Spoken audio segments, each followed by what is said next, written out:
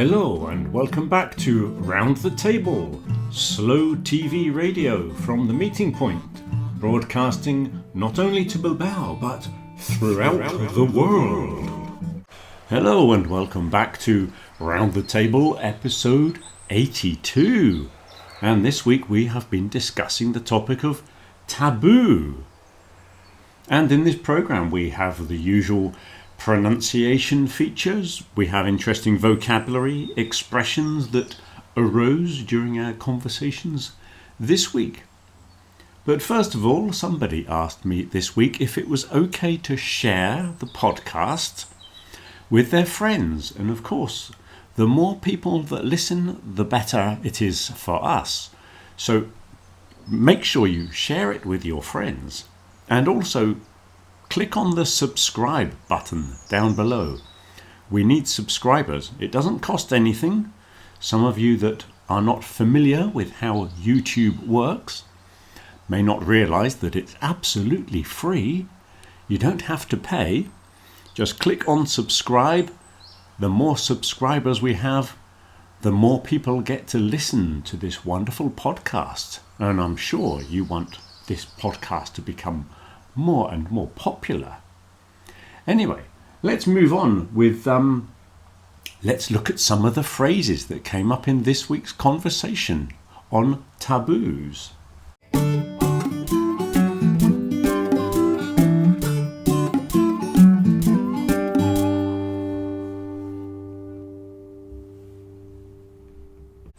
The first expression is to sweep it under the carpet.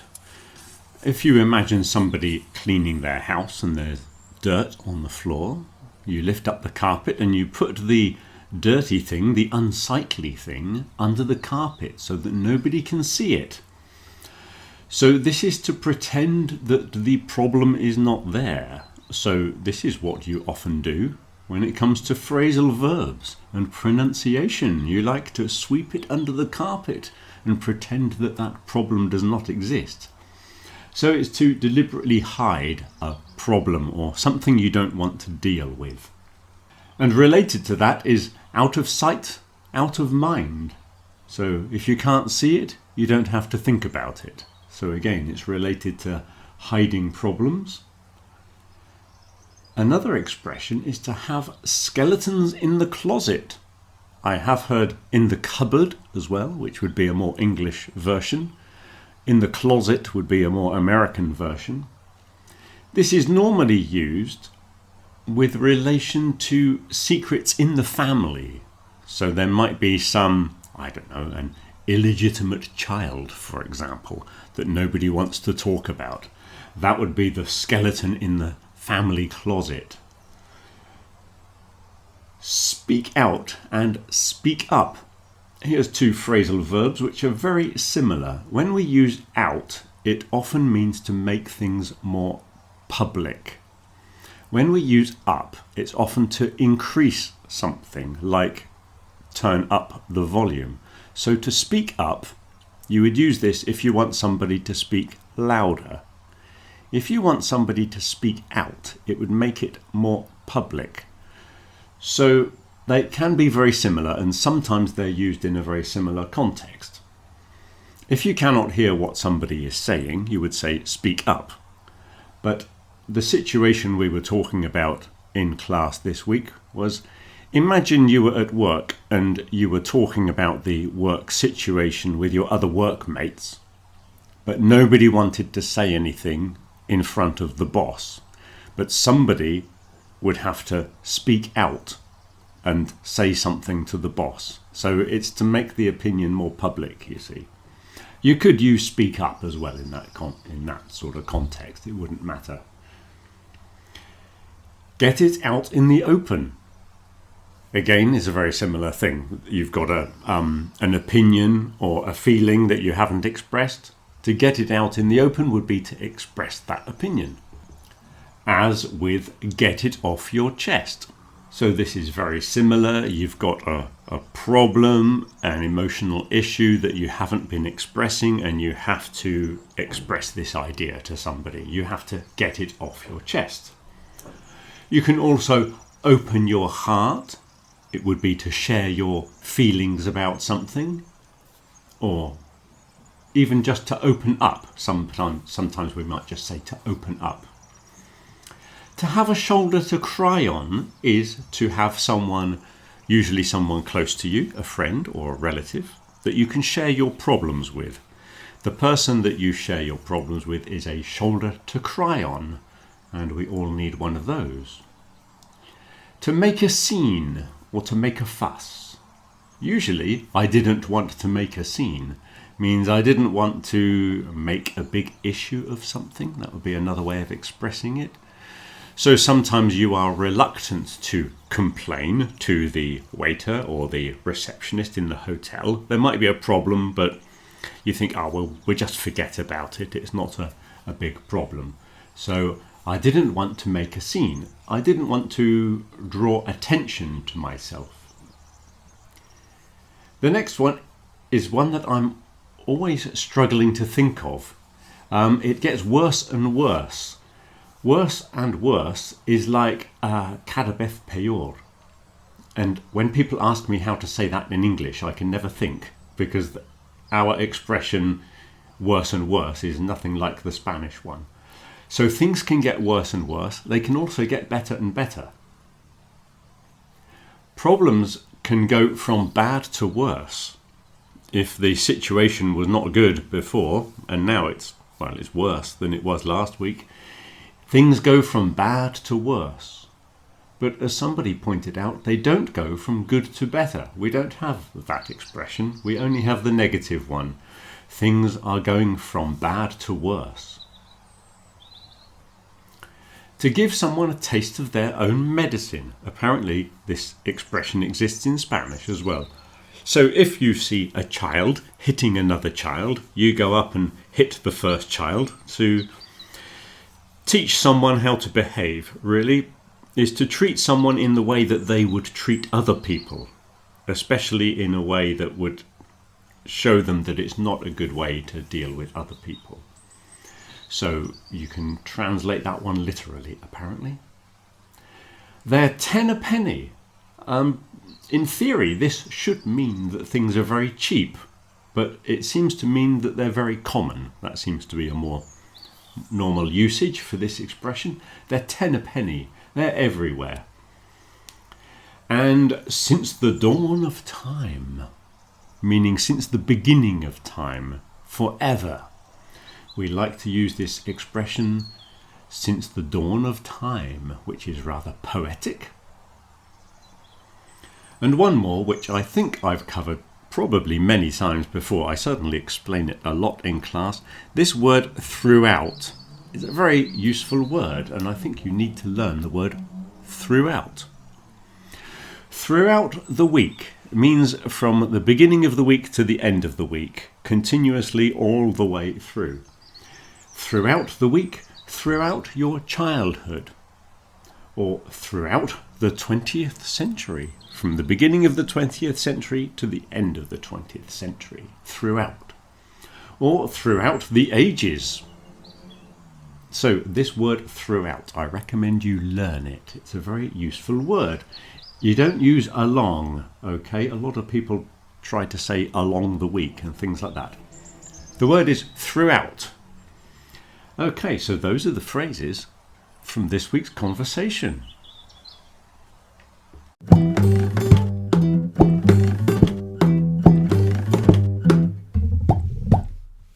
Here's an interesting thing. I was thinking this week about negative questions, and sometimes we use a question in the negative form rather than the positive form.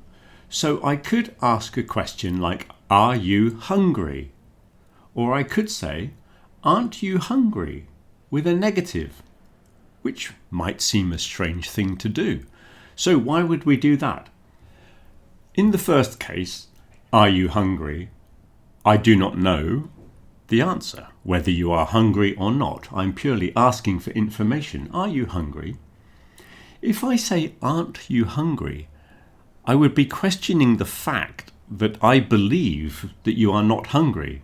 So, for example, if I put some food on the table and you're not eating any food, I would suppose that you're not hungry, but I would question that fact and say, aren't you hungry?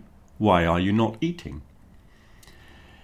Similarly, I would say, if I put some biscuits in front of you and you did not eat one, I would say, don't you want a biscuit?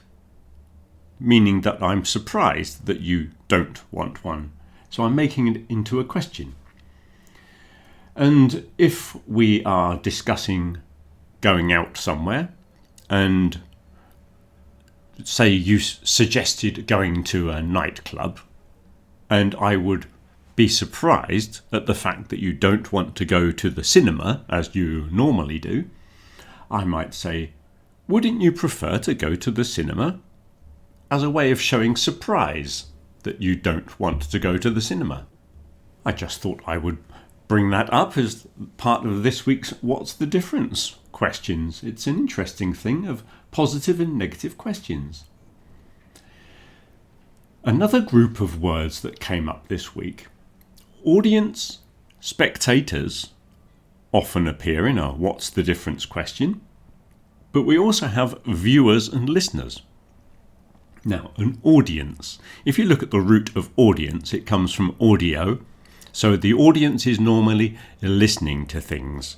Traditionally, in a concert, for example, imagine a classical concert, and then that transferred to the theatre. Even though I suppose you're watching in a theatre, originally they were doing more listening, I suppose.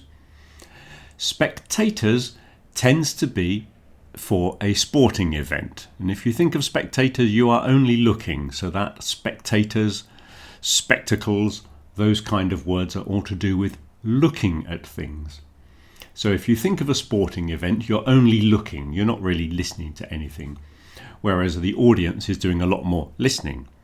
So you have a cinema audience, a theatre audience. In a concert, you have an audience. Now, you could use audience for television and radio, possibly. But quite often, in the context of television, you often refer to the viewers, the amount of viewers for a television program. And likewise, when listening to the radio, they often refer to the audience as the listeners. So viewers and listeners, if you think of viewers and listeners, both of those are in the home. Yeah? So maybe that's why we have a more basic language for that situation. Whereas audience and spectators, they sound a bit more sophisticated. So maybe we use the more sophisticated language out of the home and the more basic when we're in the home. So there are 4 words there that are all related. Another one that came up in conversation this week was this word patron and pattern. Now, patron, there's the Spanish word that you would use for pattern for when you are cutting out something. If you're making clothes, for example, you have to follow a pattern. It's the shape that you have to cut out. They are related. I've been checking the origins of it. And our word pattern derived from a French word that was patron. Patron. We use patron, that's our pronunciation of that word. The patron is somebody who protects something. We normally think of patron saints. So a country would have a patron saint. St. George, the patron saint of England. Or San Fermin would be the patron of Pamplona. So that is a kind of a spiritual protector. You can also have someone who financially supports something. So you can have a patron of the arts. If you think of the great families in the Renaissance times, the Medicis or somebody like that, those families, they were patrons of the arts. Yes, they gave lots of money to Michelangelo and people. So a patron can also be a financial supporter. Or you can have somebody who just frequents a cafe or a bar, could be a patron, because in a way they financially support something. So a patron could just be like a customer, really. So patron and pattern are different in English. Another one was a naturist and a naturalist.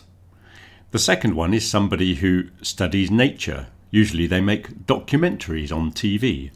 Sir David Attenborough was a naturalist. I don't think he was a naturist.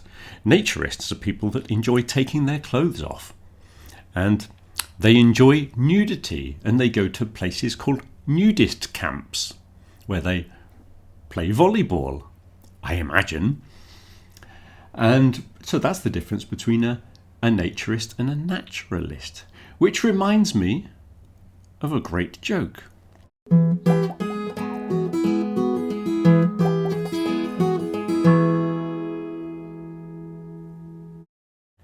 A hole has been found in the wall of the local nudist camp. The police are looking into it. This joke, of course, is based on the double meaning of to look into. If you use look with a preposition, is to look into something. But we also have the phrasal verb, which means investigate. So the police are often looking into things, meaning they are investigating. But in this one, we imagine the policeman looking through the hole into the nudist camp, which I thought was rather amusing.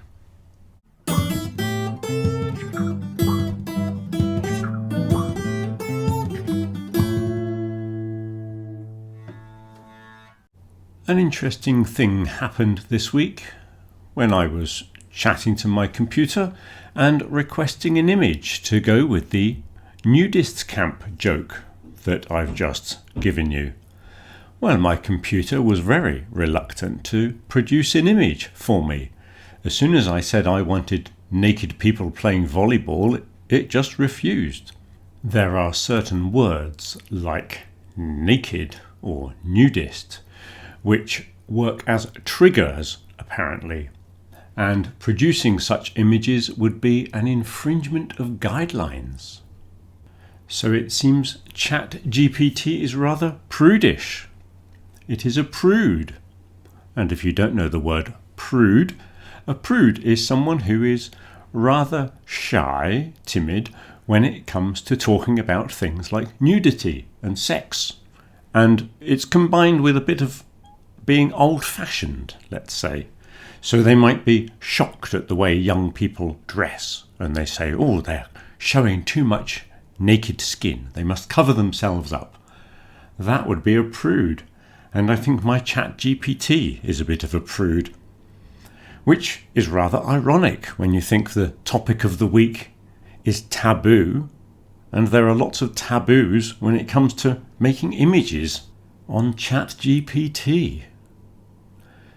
Another curious thing, which might be another example of irony, we were discussing how in religions and in some religious contexts, women are supposed to cover their heads.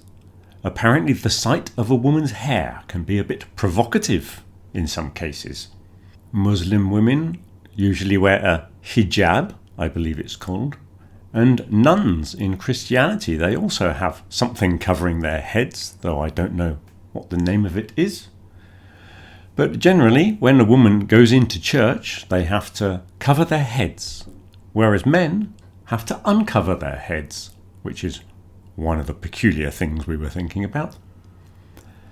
And of course, women can use a veil, or a hat of some sort, or a headscarf. And apparently there are some Jewish women that wear a wig. So they want to cover their hair, and they put on a wig to cover their hair, which seems like a strange choice. I think religion makes people behave in very peculiar ways sometimes. Anyway, I thought that was quite interesting. And now, the return of Celebrity Guest Speaker.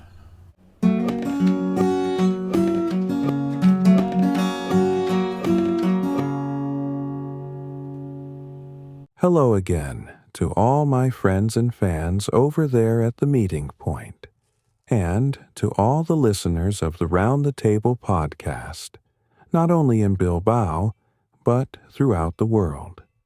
I'm so sorry that I couldn't be with you last week. I'm sure I was greatly missed, but I had a prior speaking engagement at a charity gala luncheon. Such is the life of a celebrity guest speaker such as I. This week, however, I have returned to give a short presentation on the theme of taboo. I hope you enjoy it.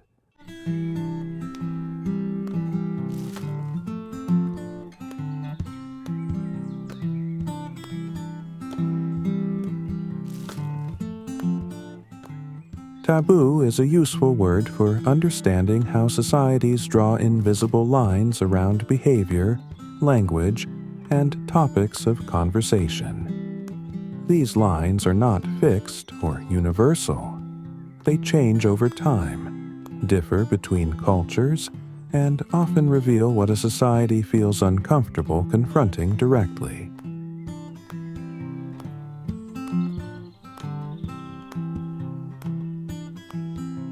Nudity is a clear example of how taboos work, and it becomes even more striking when compared with attitudes to violence in films.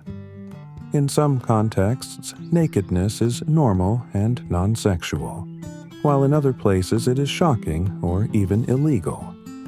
Topless sunbathing may be acceptable on certain beaches, but frowned upon in city parks. Interestingly, many societies seem more comfortable showing graphic violence on screen than showing a naked body.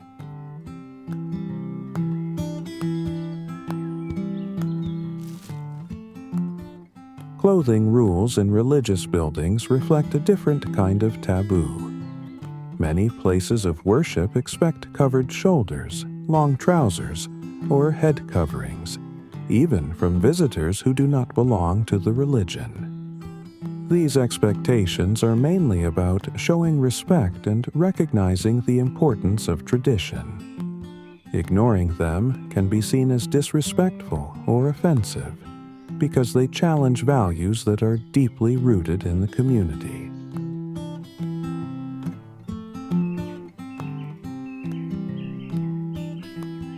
Language is also shaped by taboo. Swearing is common among friends and in informal situations, yet often inappropriate in the workplace or with families. Certain words carry strong social meaning, and this is not always clear from their literal meaning, as some are considered far more offensive than others.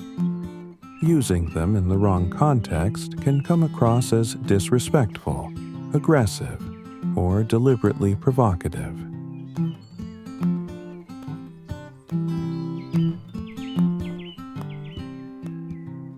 Religion and politics are often avoided at social events for similar reasons. These topics are deeply connected to identity and values, and disagreement can quickly become personal. Avoiding them is not about ignorance, but about maintaining harmony in mixed or unfamiliar groups.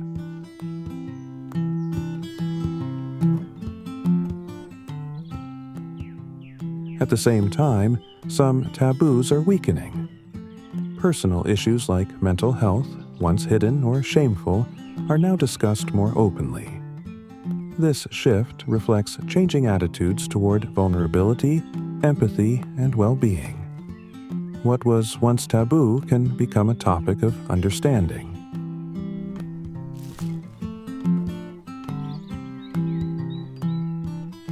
In this way, taboos act like social mirrors. They show what a society fears, protects, or is learning to accept. Understanding them helps us navigate social situations with greater awareness and sensitivity.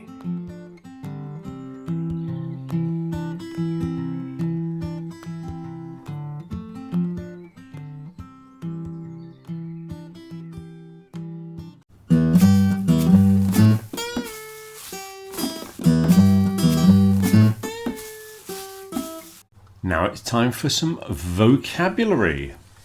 Now this vocabulary today will be quite high level, So if you are a beginner of English, you don't need to worry about this, and the rest of the program will be quite complicated for the high-level learners. So in the corner of the screen, you can see I've put those 2 diamonds in the corner. We were discussing censorship this week, and I learnt a lot about what happens when 2 diamonds appear in the corner.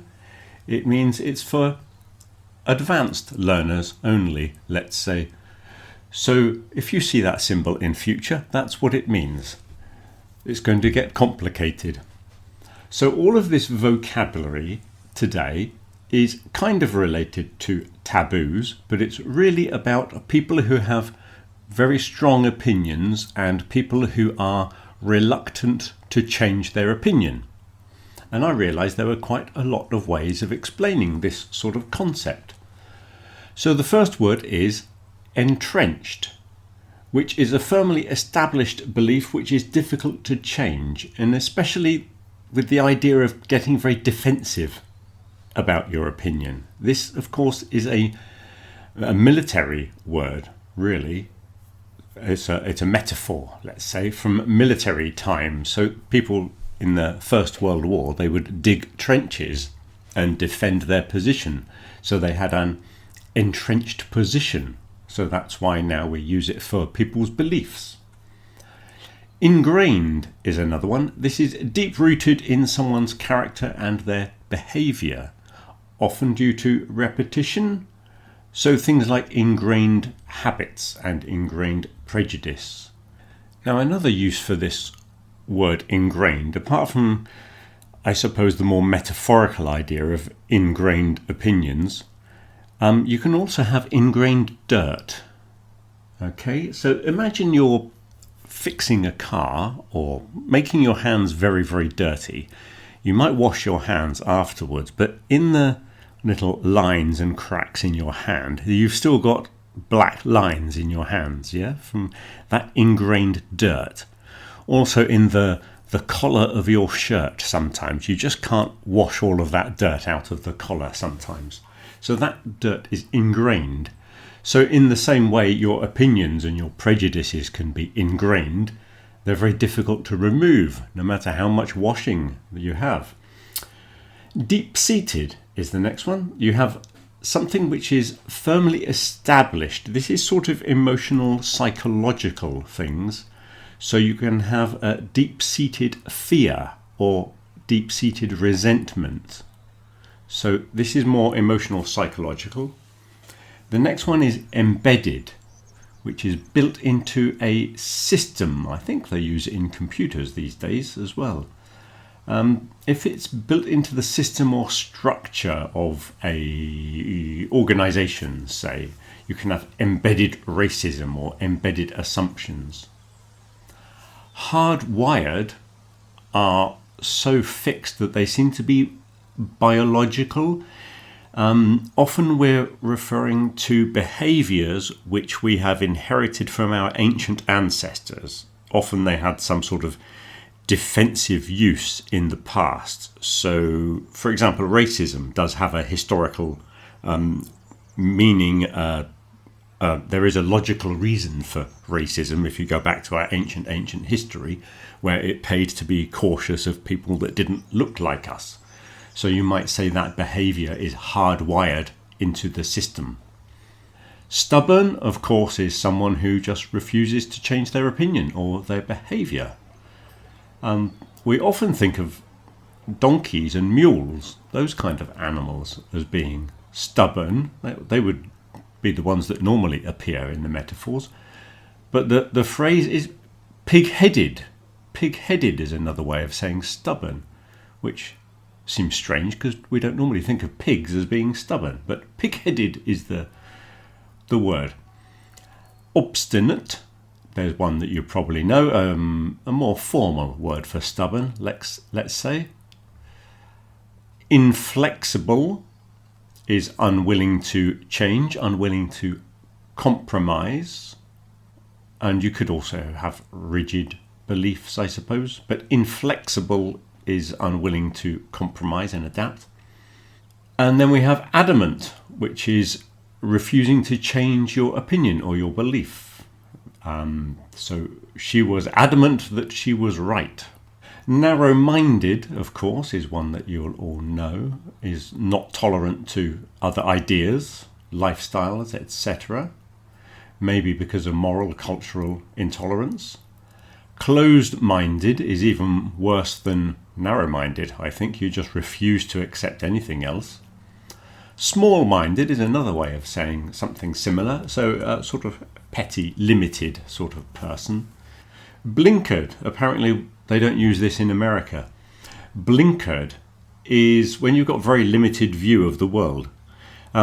Blinkers are those things they put on horses over the eyes so that horse can only see what's directly in front of it, but they can't look around. Okay, so that's what blinkers do. They limit your field of view. So we use blinkered as an adjective in England, at least. To be set in your ways. Obviously, you've got habits that you don't want to change. Die hard. We often have this word die hard. Originally, this was also a military thing, actually. This was American to begin with, meaning to put up a strong defence. Now it is someone who's very committed to a belief or their group. So you might get this in politics, like a die-hard conservative. And then very similar is dyed in the wool. This is a different dye. This is the dye to change colour of something. So completely and permanently committed to something. Originally from the textile industry. So again, with politics, you get he's a dyed-in-the-wool socialist. There, so that's a whole load of vocabulary all about people who refuse to change their opinions. Now, we've got a bit of pronunciation for you.